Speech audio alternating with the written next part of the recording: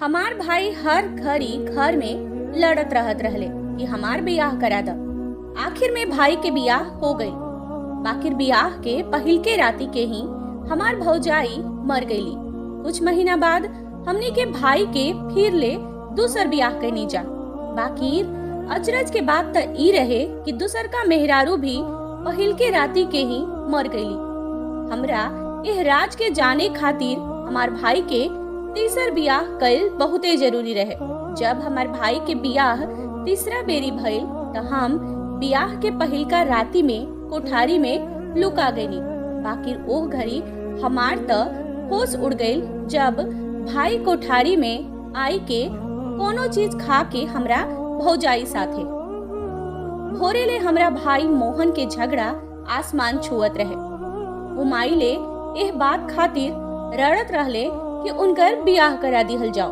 आखिर कुल फसाद के जड़ त इहे रहे कि माई उनकर बियाह ना ही कल चाहत रहली, काहे कि माई के लागत रहे कि वो बहुते नकारा बाड़े। हालांकि गांव के लोग भी उनकर नकारापन के जानत रहे कि वो कुछो ना करेलन। ऐसना में अपन बेटी के मोहन भाई के देही।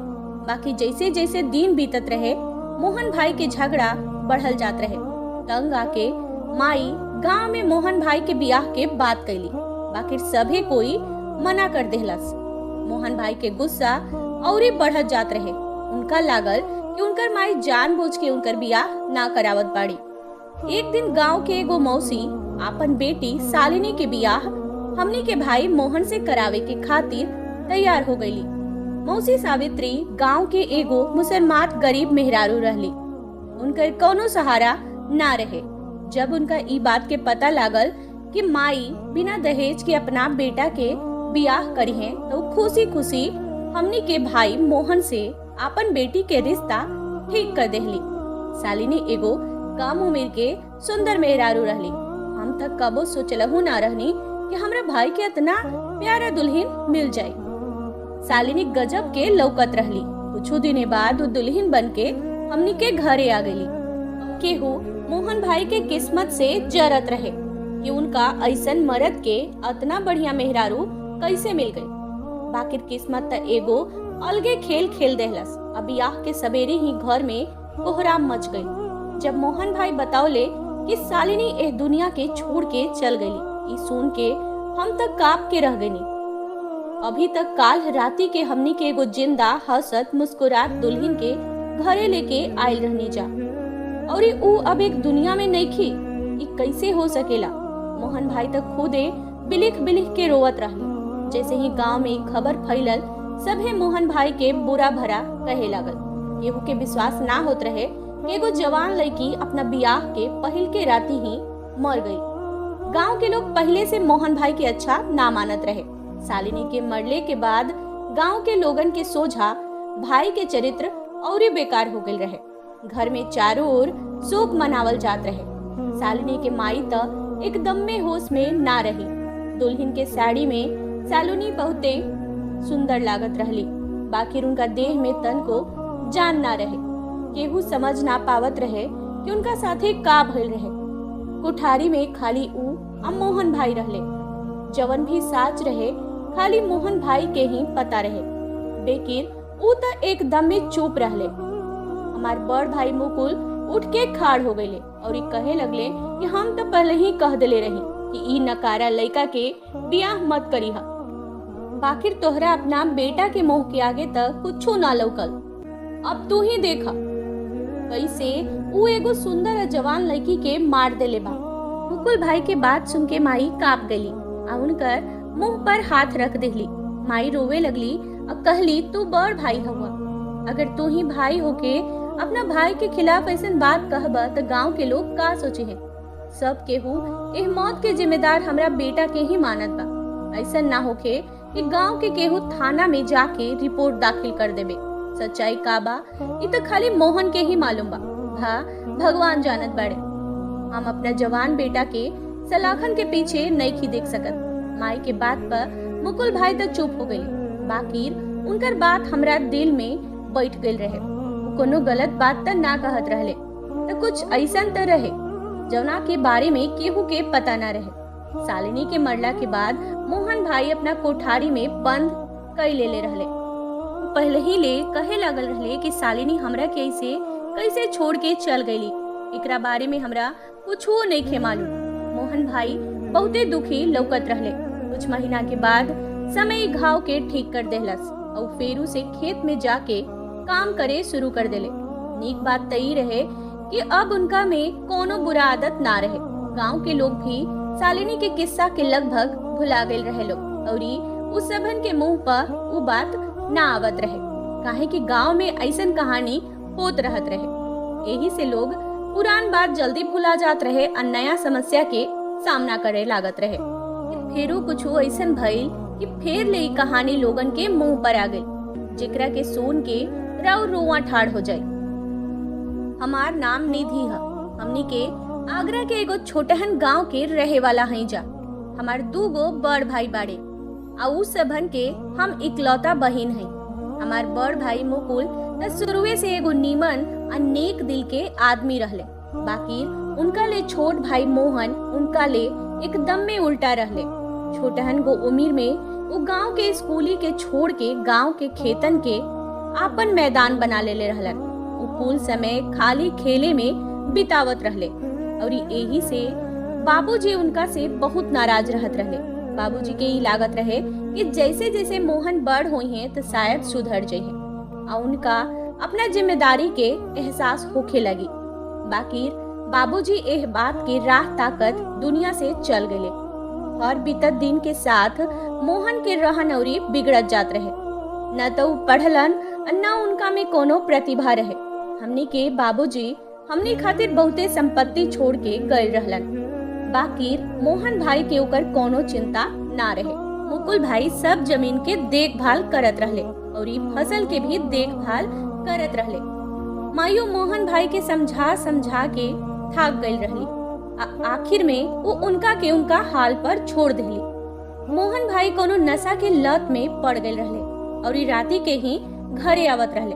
बाकी जिंदगी में कुछ बदल गई और फिर माई मुकुल भाई के एगो सुंदर लड़की से बियाह करा दिली। वो राती मोहन भाई खूब हंगामा मचौले और कहले कि माई तोहरा के तो हरदम मुकुल भाई के बारे में ही सोच रहेला, तू तो हमरा बारे में कबो सोचबे ना कैलू। का जैतू तू दोनों जना के बियाह एके संगे करा देतू त घर में एगो ना बाकी 2 गो दुल्हन आयल रहते। ये बात सुन के माई खीस में आ गई। माई कहे लगली कि आज तू अपना गोड़ पर खड़ा ना रह सकेला, तब तो हर के बेटी दी। गांव के लोगन के नजर में तू हमने के इज्जत बर्बाद कर दिले बड़ा। पूरा गांव कहेला कि मोहन के देखा पूरा दिन भर नशेड़ी हा, भटकत रहेला, नशा करेला। माई खीस में बोलत चल गई। अब माई के बात ले मोहन भाई के खीस अवरी बढ़ गई। मोहन भाई पूरा घर के तहस नहस कर देहलन। जवन सामान उनका हाथे लागत रहे उ ओकरा के तोड़ देत रहन। उ शुरुए से ऐसने रहले। यही ले माई अपना कोठारी में चल गई, हमहू अपना कोठारी में चल गई। बाकी राधा राती के एगो अजीबे बात हो गई। जब हम पानी पिए खातिर अपना कोठारी ले बहरी निकलनी तो देखनी कि मोहन भाई मुकुल भाई के कोठारी के बाहर खड़ा बड़े और उनका कोठारी में झाके के कोशिश करत बड़े। ये देख के हमरा बड़ा दुख भाई। हमरा मालूम रहे कि कितना गंदा काम है। मुकुल भाई के इस बारे में पता चली तो हमनी के घर में कितना बढ़न हंगामा हो जाए।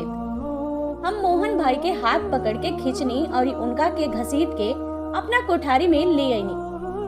मोहन भाई खीस में कहे लगले कि तू लोग ता हमार बियाह करबू जाना, तो हम अपना जज्बात के का करी। हमरो मन बा, इच्छा बा, हमरो दिल चाहत बा कि हमरो एगो जीवन साथी होके और दुल्हन बन के एक घर में आवे। बाकी माई के हमरा कोनो मतलब नहीं खे। हम मोहन भाई के प्यार से समझावे के कोशिश कईनी कि कोनो बाप अपना बेटी के ऐसना केहू के संगे ना भेजेले। जबले तू काबिल ना होखबा तबले कौना तरह से तोहार बियाह होखी। ना ही गांव के लोग तोहरा के बढ़िया मानेला और ना ही माई केहू के घरे जाके तोहरा खातिर रिश्ता मांग सकेली। हमार बात सुनला के बाद मोहन भाई कुछ देर लेता हमरा ओरी घूर के देख ले और कहलन कि अगर हम बढ़िया हो जाइब तो हमार बियाह हो जाई। ओह घड़ी हमार छोट भाई हमरा के एगो मासूम बच्चा जैसा लागत रहे, जे अपन इच्छा पूरा करावे खातिर कोनो हद तक जाए के तैयार रहे। हम मोहन भाई से कहनी कि हम वादा करतानी हम खुदे तोहरा खातिर लड़की खोज ले, बाकी पहले तू अपना के बदल के दिखावा। हमार बात सुनला के बाद मोहन भाई अपना कोठारी में चल गए। हमरा बुझाइल कि वो फेरू ऐसा काम ना करिए। गांव में तो ऐसे ही इज्जत के नाम पर तुरंते गला काट दिहल जाला। अब मोहन भाई तो अपना ही भाई के कमरा में झांकत रहले। बाकी अगला दिने भोरे हम अचरज में पड़ गए जब मोहन भाई मुकुल भाई के खेत में जाके काम करे के कहले। मोहन भाई कहे लगले कि भैया अभी तोहार बियाह भइल बा, तू अपन मेहरारू देखा, हम खेत देख ले। मुकुल भाई जोर से हंसले। उनका लागल कि शायद मोहन नशा में धुत बाड़े, यही से ऐसन बात करत बाड़न। बाकी कुछ देरी में ही माई और मुकुल भाई की बात बुझा गई कि मोहन भाई नशा में ना बाड़न, ना मजाक करत बाड़न। उनका पर हमरा बात के असर भइल बा। वो कहलन, मोहन हम तोहरा पर भरोसा नहीं कर सकत, यही से हम तोहरा के अकेले कोनो जिम्मेदारी नहीं दे सकत। अगर तोहरा के जाए के बाद तो ठीक, हमरा साथे आ जा। मोहन भाई तुरंते मान गए। ठीक अगला दिन से मुकुल भाई के संगे खेत में जाए लगले। अभी कुछ दिन बीतल रहे कि जब मोहन भाई बड़ लगन से खेत में काम करत रहले। अभी कुछ दिन बीतल रहे कि मोहन भाई फेरू ले माई ले अपन बियाह के बारे में कहे लगले। माई अब तो हम खेतन में भी लगन से काम करे लगले, अब तो हमरो बियाह करवा द। माई पहले तब मना कर देली, बाकी फिर माई के बुझाइल कि हम सचहू में मोहन के बहुते बदलाव आइल बा और गाँव वाला भी इस बात के एहसास कैले बा। काहे कि जवन गांव के लोग माई से मिले आवत बा उ कहत बा अब तोहार लइका सुधरे लागल बा। यही से घर में रोज झगड़ा से तंग आई के माई मोहन भाई के खातिर लड़की खोजे लगे। बाकी पता ना किस्मत में ऐसन का लिखल रहे कि ब्याह के पहिलका राती उनकर मेहरारू मर गई। एक बार फेरू ले गांव में मोहन भाई के लेके बात होखे लागल। मोहन भाई खातिर ये बहुते दुख के बात रहे। बाकी समय एक गांव के भर देहलस। और जब फेरू ले काम करे लगलन तो एक बेरू फेरू माई ले अपन बियाह के खातिर कहे लगलन। महतारी मोहन भाई के सोझा हाथ जोड़ के कहली कि अब वो दोबारा ले केहू के बेटी के पतोह बना के अपना घरे ना लेके आ सकेली। इस सुन के मोहन भाई पहले निहन फिर से लड़े लगलन। वो कहलन कि ना ही वो शालिनी के मौत के खातिर जिम्मेदार बने और ना उनका मालूम बा कि शालिनी के का भइल रहे। वो माई पर दबाव बनावत रहले कि यदि वो उनकर बियाह ना करी है तो वो कोनो गलत कदम उठाए ली है। बेटा के सोझा माई लाचार हो गई। घर में मुकुल भाई के पत्नी जूही भी रहत रहली और ये मोहन भाई अजीबे नजर ले उनका खेत देखत रहत रहले। माई के लागे लगल कि मोहन के फेरू से घर ना बसाइल गई तो कुछ गलत काम कर दी है। वो एगो जवान लड़का रहले, उनका भीतर जज्बात भरल रहे। अब माई के डर से कहीं वो जज्बात में आके कोनो गलत काम मत कर देस। यही से माई एक बार फेरू ले मोहन भाई के बियाह के बाद गांव के लोगन के सोझा उठौली। गांव के लोग के होठ पर एक बार फेरू ले शालिनी के जिक्र आ गए रहे। सब लोग कहे लागल कि मोहन पहले ही अपन मेहरारू के मार देले बाड़न, अब ओकरे के दोबारा ले अपन बेटी के दीही। माई एगो एगो ले निहोरा कैली। मोहन अब बहुते बदल गई बाड़े, अब वो पहले निहन नहीं खन, ना ही वो नशा करेले। माई फिर ले निहोरा के फल मिलल। अब फिर गांव के रवि अपन बेटी रेखा के बियाह ई सोच के मोहन भाई से करा देले कि मोहन भाई लगे धन के कमी नहीं की, घर पैसा जमीन सब कुछ बा, उनकर बेटी ऐस के जिंदगी बिताई है। लेकिन उनका ये ना मालूम रहे कि उनका बेटी के एक दिन के खातिर भी ठाट बाट ना मिली। माई रेखा के ले आवे से पहले एगो पूजा हवन करवौली, गरीब के खाना भी खियावल गई। अब बुरा नजर भी उतारल गई। बेटा के सुख के खातिर माई जवन कुछ कर सकत रहली सब कुछ करत रहली। रेखा के दुल्हन बना के अपना घरे ले एली। एकरा से पहले कि मोहन भाई अपना कमरा में चल जास, माई उनका के अपना लगे बुलौली, प्यार से समझौली कि रेखा तोहार मेहरारू है, ओकरा साथे बढ़िया व्यवहार करिहा, कोनो ऐसन काम मत करिहा जोना से हमनी के एक बार फेरू ले कलंक लग जाओ। माई के बात सुन के मोहन भाई मुस्कुरा के कहे लगले, माई तू ऐसे काहे कहत बाड़ो, जैसन जैसे हम जाइब हम रेखा के ऊपर जुलम करे लागब। चिंता मत करा, तोरा पतहू के कुछ ना होई। शालिनी शायद उतने जिंदगी रहे। मोहन भाई अपना कोठारी में चल गलन। माई बहुते डिराइल रहली। और जूही भाभी भी बार बार कहत रहली कि दूसरा बेर मोहन के बियाह करा के माई बहुत बड़ गलती कैले बाड़ी। मोहन कौनो लड़की के जिंदगी में ले आवे लायक नहीं खन। अजूही भाभी के बात सवेरे होत होत साबित हो गई, जब मोहन भाई रोवत रोवत अपना कोठारी ले बाहर निकलले। कहलन कि रेखा हमनी के हमेशा खातिर छोड़ के चल गई बाड़ी। ये खबर सुन के हमनी के सभे कोई चौंक गई जा। माई बेहोश होके गिर गई। हमहू के ना समझ में आवत रहे कि हमार बड़ भाई का कहत बाड़न। मोहन भाई के हालत खराब रहे रोवत रोवत। मुकुल भाई उनका के बहुत बुरा भला कहत रहे और साथे साथे वो लोग माई के भी कोसत रहे लो कि वो मोहन के फिर ले बियाह काहे करौली। मौसी सावित्री तो एगो गरीब मेहरारू रहली, बेटी के मरला पर चुप हो गई। बाकी रवि तो अपने जवान बेटी के मरला के सुन के हंगामा शुरू कर दी है। फिर उहे भइल जौना के डर रहे। गांव के कुछ बात कहाँ छुपल बा। ढेर देर ना लगल, पूरा गांव हमनी के घर के बाहर जमा हो गई। जे केहू सुनलस कि रेखा मर गई, वो मोहन भाई के ऐसन ऐसन गाड़ी दिलस। सब लोग कहत रहे कि न जाने मोहन नशा में ऐसन का करेला कि उनकर मेहरारू राते में मर जाले। रवि मोहन के कालर से पकड़ लेलन और खूबे मरलन। बाकी मोहन के मुंह पर एगो बात रहे कि वो कोनो पाप नहीं खन कैले और केहू के मरले नहीं खन। वो खुदे नहीं खन जानत कि रेखा कैसे मर गई और वो खुदे बहुत दुखी भी रहलन। रवि धमकी भी देलन कि मोहन के खिलाफ पुलिस में रिपोर्ट दर्ज करिहन और उनका के सलाखन के पीछे डांट दिहन। बहुत मुश्किल से मोहन भाई रवि के सामने हाथ जोड़ के बड़ी मुश्किल से उनका के मनौले और माई से इहो कह दिलन कि मोहन के समझा दो, ना तो उनकर बियाह ना हुई, ना उनकर घर से बाहर निकले के जरूरत बा, काहे कि गांव के लोग उनकर दुश्मन बन गइल बा। ये एगो रहस्य बन के रह गइल रहे कि शालिनी के बाद रेखा के मौत कैसे भई और काहे मोहन के किस्मत में लिखल रहे कि बियाह के राती में उनकर मेहरारू मर जइहन। केहू मोहन भाई के किरदार पर अंगुली उठावत रहे तो केहू उनका के बदकिस्मत कहत रहे। मोहन कुछ दिन घर में रह के बितौले, बाकी रू जवान मर्द रहले। हमनी के कब तक उनका के घर के भीतर बंद कर सकत रहनी जा। मुकुल भाई के मना केला के बाद वो फेर ले खेत में जाए लगलन। कुछ दिन तक गांव के लोग उनका के देख के खूब बदकही हल्ला मचौले, लेकिन धीरे धीरे सब लोग अपन जिंदगी में मगन भ गए। बाकी एगो नया समस्या तब खड़ हो गई जब मोहन भाई एक बार फेरू ले अपन बियाह के बात कैलन। अम्माई से कहलन कि बिना बियाह के वो ना रह सकेलन। उनकर जज्बात उनका के गलत काम करे खातिर उकसावेला। नीक इहे रही कि माई आसानी से उनकर इच्छा के पूरा कर देस। मोहन भाई के बाद से माई खिसिया के कहली कि तू बहुते बेशर्म हो गई बड़ा। माई के सामने ऐसन बात कहे में तोहरा लाज नहीं खेलागत। पहले ही से तोहरा चलते 2 मासूम लड़की अपन जान गवा देले बाड़ी सा। अब हम कोनो तीसरा के तोहरा जुल्म के निशाना ना बने दे।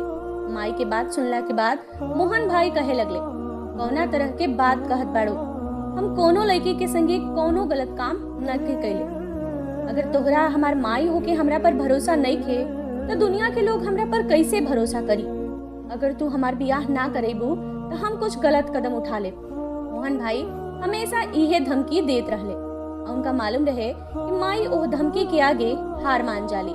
माई कहे लगली कि अगर हम तोहार बियाह करे के भी चाही तो तू ही बतावा कि तोहरा के अपन बेटी के दीही। मोहन भाई कहे लगले कि माई तो दूसरा गाँव से अपन कोनो रिश्तेदार के घर के बेटी ले आवा। मोहन भाई के बात सुन के माई सोच में पड़ गई और कहे लगली कि ठीक बा, हम तोहार आखिरी बेर बियाह करा देत बानी। बाकी अगर अब की बार कोनो ऊपर नीचे भई तो बियाह के बाद एकदम भुला जइहा। मुकुल भाई के कान में जब इस बात पड़ल तो माई के सोझा हाथ जोड़ के कहे लगले कि हम पहले ही तहरा बेटा के बहुत मुश्किल से रवि के चंगुल से बचौले बानी। गांव में तो हमनी के पहले ही से बदनाम हो गए बानी जा। अब अपना रिश्तेदार के लोग के बीच में भी बेइज्जती मत करवावा। माई मुकुल से कहली कि तू जानत बाड़ा कि मोहन में पहले से बहुत सुधार हो चुकल बा।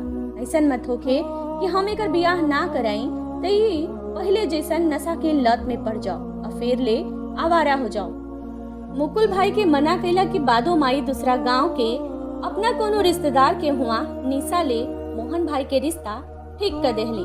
निशा की उम्र तनी बेसी रहे और गांव के बाकी लड़किन जैसन सुंदर भी ना रहली। यही से अभी तक उनकर बियाह ना भइल रहे।